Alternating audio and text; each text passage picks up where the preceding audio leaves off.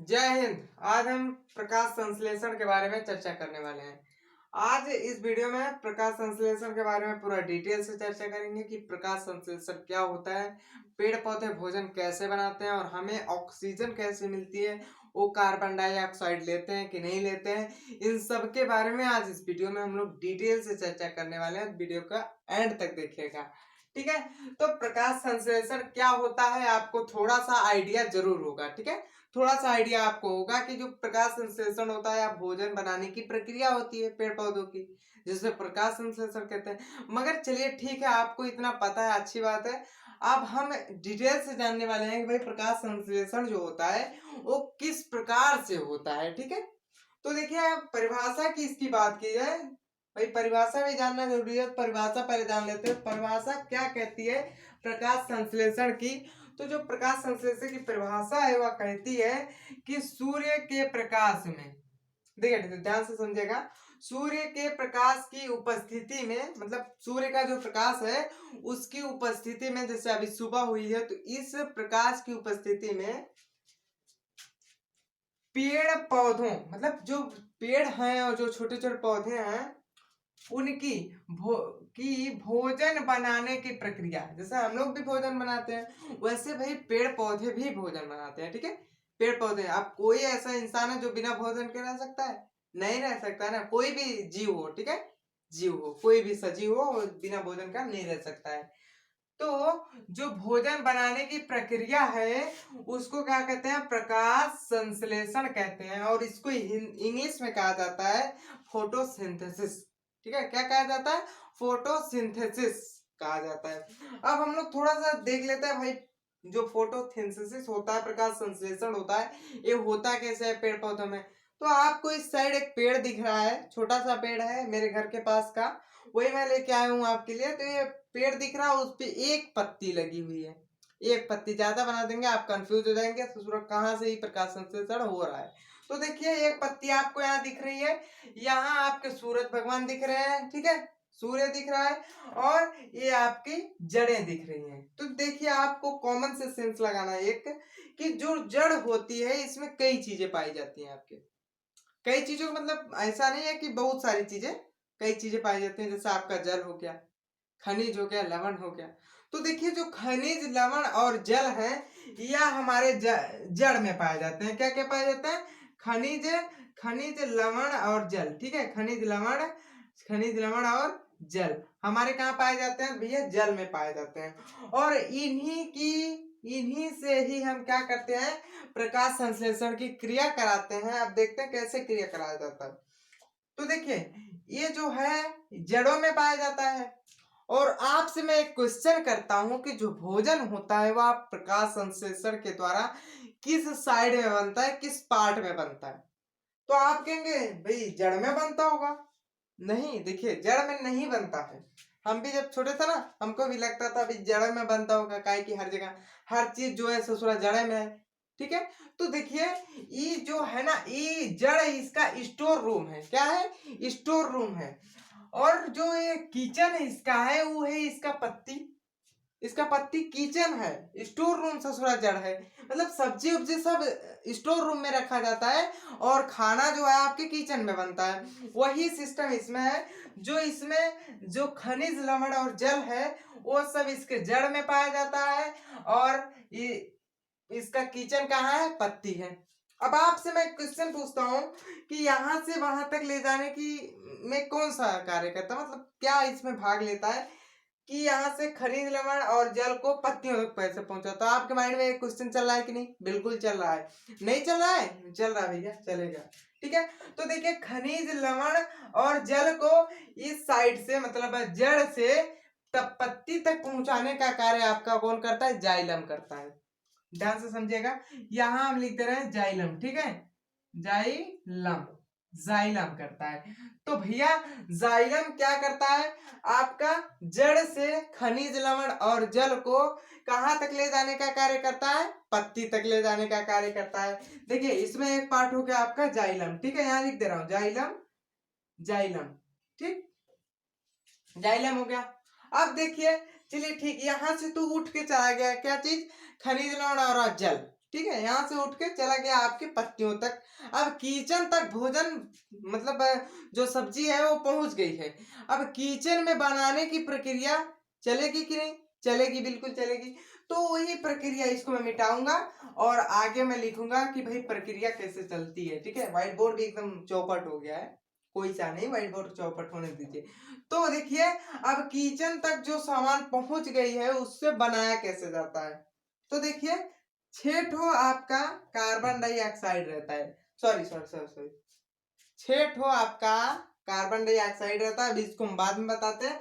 ठीक है, 6 ठो नहीं, हम 12 ठो लिखेंगे। 12 ठो आपका H2O रहता है। क्या रहता है? H2O, मतलब 12 ठो आपका पानी यहाँ से नीचे से गया ऊपर, कहाँ तक? पत्तियों तक। ठीक है, पानी को पत्तियों तक कौन लेके गया? जाइलम लेके गया। अब देखिए, ये जो पत्ती है ना, हमारे इन्वायरमेंट में है, हमारे जो वातावरण है, वायुमंडल है, इसमें जो है बहुत सारी गैसें हैं। 78% आपका नाइट्रोजन है, 21% आपका ऑक्सीजन है, उसी में से कार्बन डाइऑक्साइड 0.003% है। अब उसी में से 0.003% में से आप जो ये सॉरी पत्ती है वह कार्बन डाइऑक्साइड को खींचेगी। किसमें से? जो हमारे वायुमंडल में गैस है, कार्बन डाइऑक्साइड गैस। तो भाई उससे खींचेगी। अब कितना खींचेगी, इसका भी तो कोई कैपेसिटी होगा कि नहीं। आप कितना रोटी खाते हैं? कितना? दो रोटी खाते हैं, 4 रोटी खाते हैं, बहुत ज्यादा 6 रोटी खाते होंगे कि नहीं। चलिए ठीक है, इसको हम नीचे लिख दे रहे हैं, दिख नहीं रहा है। 12H2O। ठीक है, और उसके बाद हम इधर से ले लिए कितना, क्या ले लिए ऊपर से? तो भैया CO2 लिए। क्या लिए? CO2 ले लिए। ठीक है, मगर हमको सिर्फ एक ही CO2 नहीं लेना है, क्योंकि हमको पूरा भोजन बनाना है। ठीक है, भोजन बनाने के लिए हमको 6 CO2 की आवश्यकता होगी। कितने? 6 CO2 की आवश्यकता होगी। अब जब सब चीज इकट्ठा हो गया तो चूल्हा में आग जलाइए और खाना को तैयार कीजिए। वही बात इसमें भी होती है। तो इस सूर्य के प्रकाश से ऊष्मा लेता है। क्या लेता है? ऊष्मा लेता है। तो मैं यहाँ बना देता हूँ भैया, सूर्य के प्रकाश, सूर्य का प्रकाश। ठीक है, प्रकाश, प्रकाश, लाइट। ठीक है, सूर्य के प्रकाश से क्या लेता है? ऊष्मा लेता है और फिर निर्माण करता है अपने भोजन का।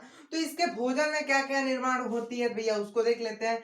तो इसके भोजन में निर्माण होता है ग्लूकोज। क्या होता है? Glucose, C6H12O6। ठीक है, ग्लूकोज निर्माण हो गया। हो गया कि नहीं? बिल्कुल हो गया भैया, हो गया। ठीक है, अब देखिए, ये हो गया। अब इसमें 6 ठो जल निकल जाएगा। कितना जल? 6 जल निकल जाएगा और 6 ठो ऑक्सीजन निकल जाएगा, O2। ठीक है, क्लियर हो गया कि नहीं? क्लियर हुआ कि नहीं? देखिए, हमको क्या मिला? ये जड़ से 12 ठो क्या लिया? जल ले लिया। जल 12 कण ले लिया जल के, और लेके जाके आपके पत्ती में रख दिया। ठीक है, पत्ती में रख दिया। कौन रखा?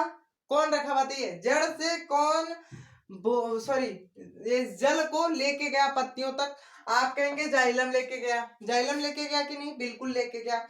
उसके बाद जो हमारा वातावरण है, वायुमंडल है, उससे जो पत्ती है वो कार्बन डाइऑक्साइड को खींच लेती है।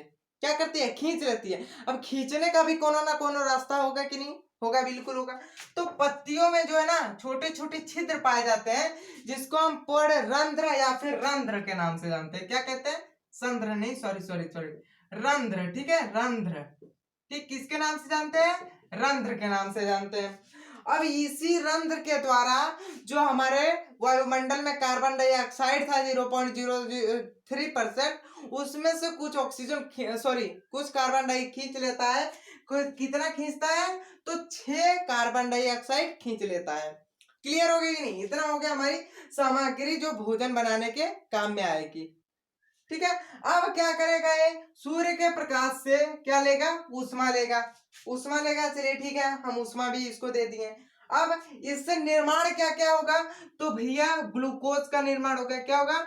ग्लूकोज का निर्माण होगा। ग्लूकोज का, ग्लूकोज का निर्माण होगा। और किसका? पानी का निर्माण होगा, जल का। जल, अब आप कहेंगे भैया जल तो हमको दिखबे नहीं करता है। जल आपको मैं बता दूं, सुबह सुबह कभी आप देखे होंगे कि जो पेड़ की पत्तियां होती हैं उसके ऊपर एक मतलब पानी टाइप लगा रहता है, वही होता है आपका जल, ठीक है, जो कि भोजन बनाने के पश्चात निकलता है, ठीक है, उस छोटे छोटे रंध्र के द्वारा। अब उसके बाद यहाँ आपका ऑक्सीजन है, क्या है, ऑक्सीजन, ऑक्सीजन है, कितना ऑक्सीजन, 6 ऑक्सीजन दे दिया। अब आपको पता है कि जो भोजन सॉरी जो पेड़ पौधा होता है उसको कार्बन डाइऑक्साइड की आवश्यकता होती है, और जो मानव होते हैं उनको ऑक्सीजन की आवश्यकता होती है, फिर भी ससुरे मानव जो है इसको काट देते हैं, ऐसा काहे, इतना लोल है ना, उनको कौन समझाए, ठीक है। बढ़ती आबादी और मानव की भेजा कुछ समझ नहीं आता है। तो देखिए हमारे लिए क्या आवश्यक है, ऑक्सीजन आवश्यक है, और उनके लिए क्या आवश्यक है, कार्बन डाइऑक्साइड आवश्यक है। क्या आपके लिए कार्बन डाइऑक्साइड आवश्यक है, नहीं ना आवश्यक है, वो बेचारा खींच रहा है और आपको उसके बदले क्या दे रहा है, ऑक्सीजन दे रहा है, फिर भी आप उसको काट रहे हैं, गलत है कि नहीं, बिल्कुल गलत है, इस पे बैन करना चाहिए सरकार को, ठीक। आप इतना आपका हो गया, खाना बन गया इसका, किसका, आपके पेड़ का खाना बन गया। अब पत्तियों में आपके किचन में खाना बन गया, किचन में, तो बताइए किचन में खाना बनने के बाद एक डाइनिंग टेबल पर जाएगा कि नहीं, है, खाने वाले टेबल पर जाएगा कि नहीं जाएगा, तो ले जाने का कार्य कौन करता है, आपकी मम्मी करती होंगी। तो इसी में एक और उत्तक पाया जाता है, देखिए जाइलम एक प्रकार का उत्तक है, ठीक है, क्या है, उत्तक है। अब पत्तियों में भोजन बन गया, एक कहां तक ले गया, आपके जड़ को पत्तियों तक ले गया। अब पत्तियों में जो भोजन बना था उसको लाने का कार्य, लाने का, जड़ तक लाने का और सारे अंग में पहुंचाने का कार्य फ्लोएम नामक क्या करता है, फ्लोएम, फ्लोएम नामक एक उत्तक करता है, क्या करता है, फ्लोएम नामक एक उत्तक करता है। क्लियर हो गया कि नहीं, बिल्कुल क्लियर हो गया, क्लियर हो गया कि नहीं, क्लियर हो गया।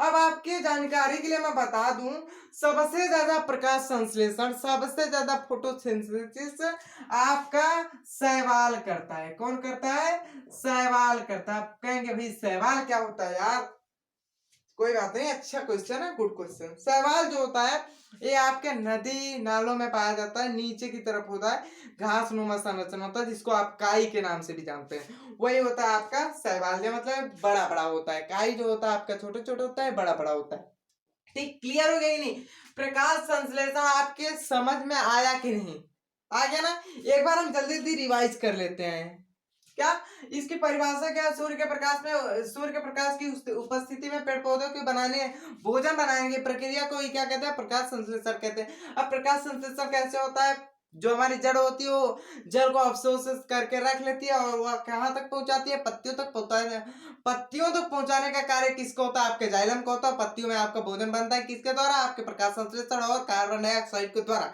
ठीक है। अब उस पत्तियों में जो भोजन बन चुका है उसको जड़ तक या फिर पूरे अंग तक पहुंचाने का कार्य कौन करता है, आपका फ्लोएम करता है। अब आपसे मैं क्वेश्चन पूछता हूं कि जो कार्बन डाइऑक्साइड है उसको खींचने का कार्य कौन कर रहा है, उसको खींचने का कार्य कौन कर रहा है, तो आप कहेंगे रंध्र कर रहा है। और ऑक्सीजन को निकालने का कार्य कौन कर रहा है, कौन कर रहा है, रंध्र कर रहा है, मतलब दोनों, बोथ है, क्या है, बोथ है, दोनों काम करता है ये रंध्र, मतलब खींचता भी है और निकालता भी है। आई होप कि आपको प्रकाश संश्लेषण समझ में आओगा। अभी तक आपने हमारे चैनल को सब्सक्राइब नहीं किया है तो प्लीज सब्सक्राइब कर दे और घंटी के बेल आइकन को प्रेस कर दे ताकि ऐसे वीडियो आपको सबसे पहले मिल जाए। मिलते हैं अगले वीडियो में, तब तक के लिए जय हिंद, टेक केयर।